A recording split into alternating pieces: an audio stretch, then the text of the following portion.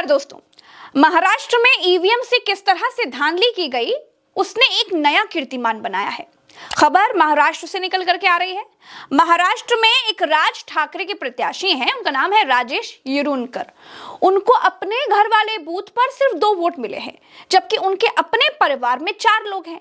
क्या किसी प्रत्याशी के साथ ऐसा हो सकता है कि उसके अपने घर के लोग उसे वोट ही ना दें? राजेश का कहना है कि ऐसा हो ही नहीं सकता कि मैं खुद को वोट ना करूं, मेरी बेटी मुझे वोट ना करे, मेरी पत्नी मुझे वोट ना करे और मेरी मां मुझे वोट ना करे।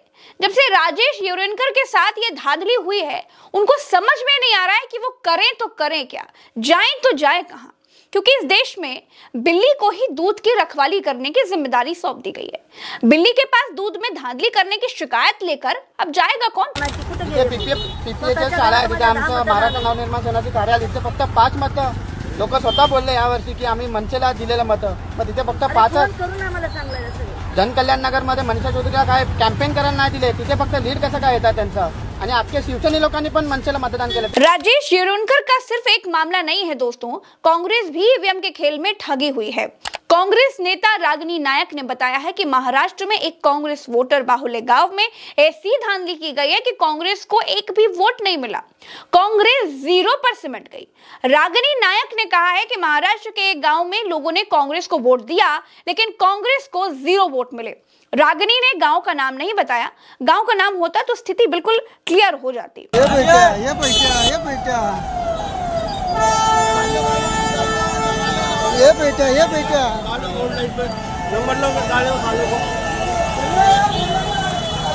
और सुनिए दोस्तों, महाराष्ट्र में ही एक गाड़ी में ईवीएम पकड़ी गई, लोगों ने बवाल कर दिया। खबर ये निकल करके आई कि बीजेपी नेता की गाड़ी में ईवीएम रखी हुई थी। जब पता किया गया कि सच क्या है, तब मालूम चला कि गाड़ी में ईवीएम रखी थी, ये बात सच थी, लेकिन वो गाड़ी बीजेपी नेता की नहीं, चुनाव आयोग के अधिकारी की थी। लेकिन चुनाव आयोग का अधिकारी भी ईवीएम लेकर आखिर क्यों घूम रहा था? लोगों ने गदर काट दिया तो बताया गया कि ईवीएम तो खाली है, उसका इस्तेमाल नहीं किया गया था। मामला बहुत संदिग्ध था। चुनाव अधिकारी भी अपनी गाड़ी में ईवीएम रखकर नहीं चल सकता है। ईवीएम लाने ले जाने का एक प्रोसेस होता है, कोई अधिकारी ईवीएम लेकर घूम ही नहीं सकता है। जिस गाड़ी में ईवीएम रखी मिली, उसका नंबर MH19BU 6027 था।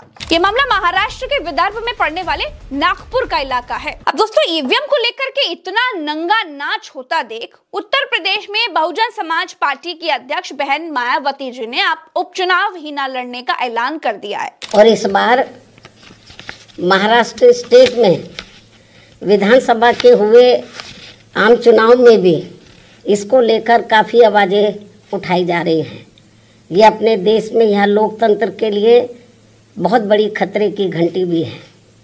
ऐसी स्थिति में अब हमारी पार्टी ने ये फैसला लिया है कि जब तक देश में फर्जी वोटों को डालने से रोकने के लिए देश के चुनाव आयोग द्वारा कोई सख्त कदम नहीं उठाए जाते हैं,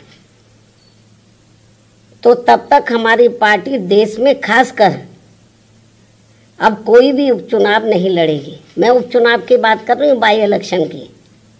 तो तब तक हमारी पार्टी देश में खासकर अब कोई भी उपचुनाव नहीं लड़ेगी। अखिलेश यादव पहले ही कह चुके हैं कि वो चाहे सारी की सारी सीटें जीत जाएं, लेकिन फिर भी वो ईवीएम पर भरोसा नहीं करेंगे। अध्यक्ष महोदय, ईवीएम पे मुझे कल भी भरोसा नहीं था, आज भी नहीं भरोसा।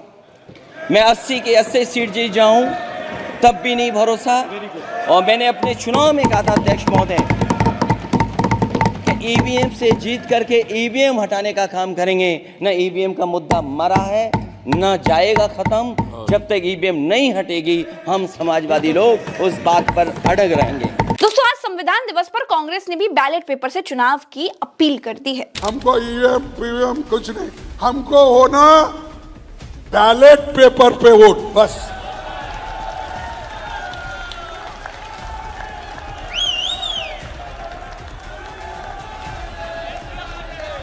उनको वो मशीन उनके घर में तो रख लेने दो, या मोदी साहब के घर में रहने दो, या शाह के घर में रहने दो। अगर किसी गोडाउन में, अहमदाबाद में बहुत से गोडाउन बने, वहां ले जाके रख लेने दो। हमको बस पेपर पे करो। और आपको मालूम होगा उस वक्त तुम्हारी हालत क्या है, कहां खड़े हो उस वक्त आपको मालूम होगा। तो मैं ये अपने पार्टी के तरफ से एक मुहिम शुरू करना चाहिए। सभी लोगों को कहना चाहिए, सभी पार्टियों को भी हम कहेंगे, और राहुल गांधी जी के नेतृत्व में जैसा भारत जोड़ो यात्रा निकाले वैसा ही ये बैलेट पेपर हमको चाहिए। दोस्तों, ये ईवीएम का खेल होता कैसे है?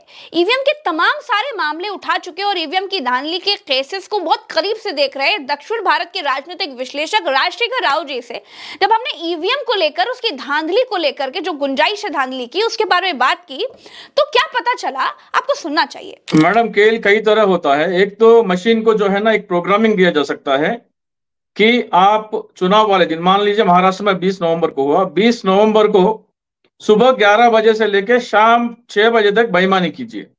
वो कई तरह का हो सकता है। आप पहले तो इंडिया गठबंधन का जो भी पार्टी है उसके वोट एनडीए को ट्रांसफर करने का हो सकता है, या नहीं तो इंडिया गठबंधन का वोट जो है वो इंडिपेंडेंट्स या कम जीतने वाले लोगों को, जो ना के जीतने का उम्मीद किसी को नहीं है, उनको भी ट्रांसफर किया जा सकता है। कभी कभी नोटों को भी दिया जा सकता है।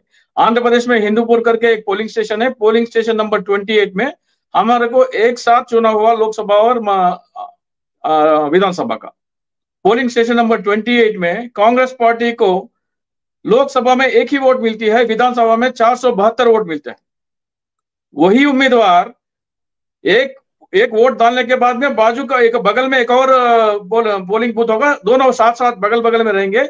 एक में एक बटन दबाया, एक पार्टी का बटन दबाया, दूसरे पर कांग्रेस का दबाया, और वाईएसआर कांग्रेस पार्टी को विधानसभा में एक आया, लोकसभा में 472, मतलब एग्जैक्टली रिवर्स हो गया। मतलब इससे आप प्रूव कर सकते हैं कि ईवीएम में वोटों का डाइवर्शन हो रहा है। सॉफ्टवेयर में कुछ ऐसा किया जा सकता है। कुछ लोग का कहना है कि ईवीएम वोट पोलिंग खत्म होने के बाद में ये किया जा सकता है। इसीलिए चुनाव आयोग जो है वीवीपैट गिनने से मना कर रही है। चुनाव वाले दिन के वीवीपैट अगर गिने तो दूध का दूध पानी का पानी हो जाएगा, लेकिन चुनाव आयोग इससे साफ इनकार कर रही है, एडमेंटली रिलक्टेंट टू काउंट वीवीपैट्स।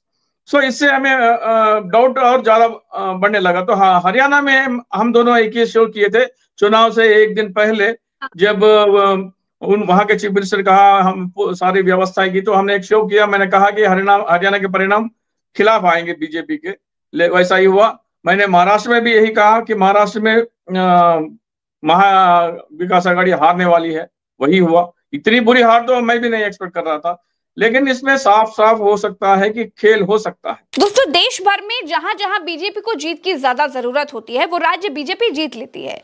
जैसे हरियाणा और कश्मीर में बीजेपी को हरियाणा की ज्यादा जरूरत थी, बीजेपी हरियाणा जीत गई। महाराष्ट्र और झारखंड में बीजेपी को महाराष्ट्र की ज्यादा जरूरत थी, बीजेपी महाराष्ट्र जीत गई। इससे फर्क नहीं पड़ रहा है कि जनता किधर वोट दे रही है, हवा किस तरफ चल रही है। इससे फर्क नहीं पड़ रहा है कि जनता का मूड क्या है। जो राज्य बीजेपी के लिए ज्यादा इंपॉर्टेंट है वो बीजेपी जीत रही है। जहां मुकाबला 19-20 का होता है वो राज्य बीजेपी से कोई नहीं जीत सकता। जहां मुकाबला 20-30 का हो जाता है वहां बीजेपी लटक रही है। उत्तर प्रदेश के उपचुनाव में हमने देखा है कि किस तरह से पुलिस ने बंदूक की नोक पर बीजेपी के लिए चुनाव लड़ा। इसीलिए अब बैलेट पेपर ही आखिरी विकल्प है। एलन मस्क तक ने ईवीएम मशीन को बेईमानी और धांधली करने वाला बताया है। इस वीडियो में फिलहाल इतना ही। हमें दीजिए इजाजत, चलते हैं। राम राम, दुआ सलाम, जय हिंद।